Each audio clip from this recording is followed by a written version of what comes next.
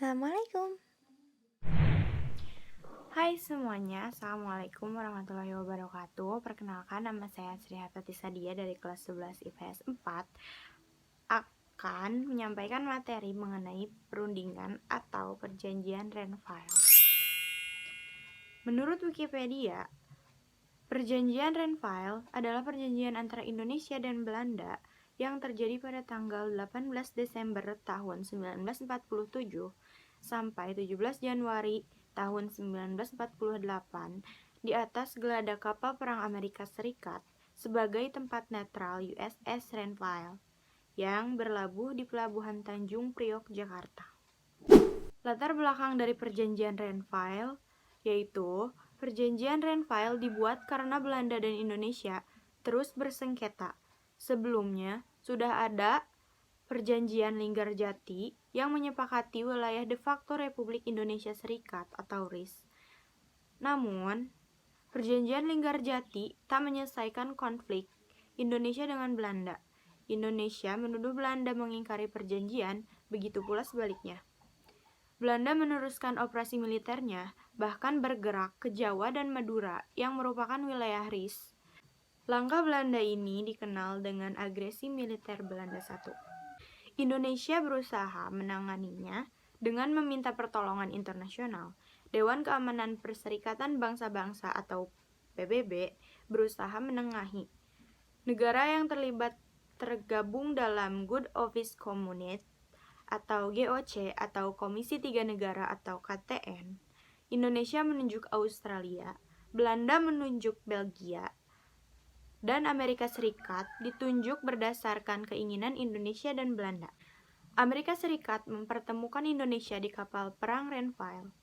Indonesia diwakili oleh Perdana Menteri Amir Syarifuddin, sementara Belanda diwakili Gubernur Jenderal Van Mook. Perjanjian Renville kemudian menyepakati gencatan senjata.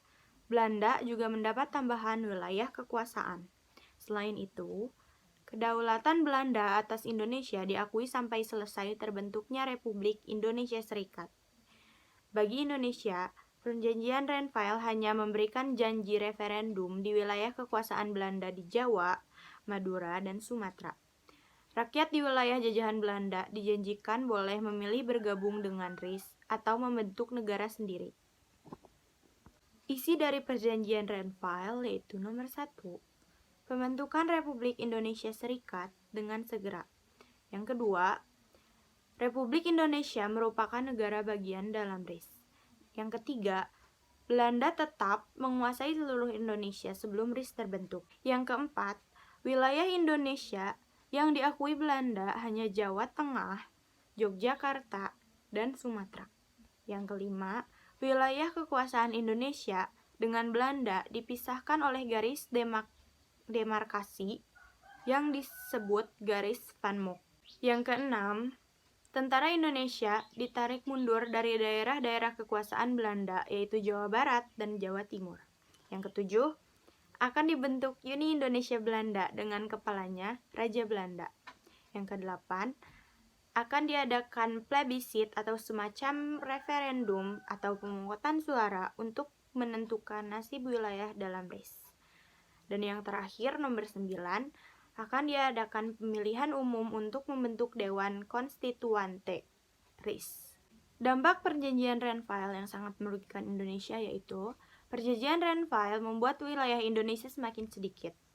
Belanda menguasai wilayah-wilayah penghasil pangan dan sumber daya alam. Selain itu, wilayah Indonesia terkungkung wilayah yang dikuasai Belanda. Belanda mencegah masuknya pangan, sandang, dan senjata ke wilayah Indonesia. Indonesia mengalami blokade ekonomi yang diterapkan Belanda.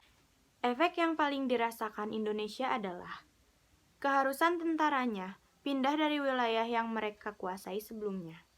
Ribuan tentara dari divisi Siliwangi di Jawa Barat berbondong-bondong pindah ke Jawa Tengah akibat perjanjian Renville. Divisi ini dijuluki pasukan hijrah oleh rakyat Yogyakarta yang menyambut kedatangan mereka. Peristiwa itu dikenal sebagai Long March Siliwangi.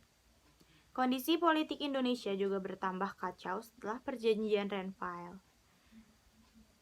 Dikutip dari Kronik Revolusi Indonesia Jilid 4, tahun 1948, karangan Pramudia Ananta Tur, rakyat kecewa terhadap perjanjian itu. Sebagai penolakan atas keputusan itu, sejumlah partai menarik dukungan dari pemerintah. Perdana Menteri Amir Syarifuddin mundur dari jabatannya pada tanggal 23 Januari tahun 1948. Selain itu, setelah perjanjian Renville disepakati, Belanda langsung mendeklarasikan pemerintahan federal di Sumatera. Padahal, sebagian Sumatera adalah wilayah Indonesia.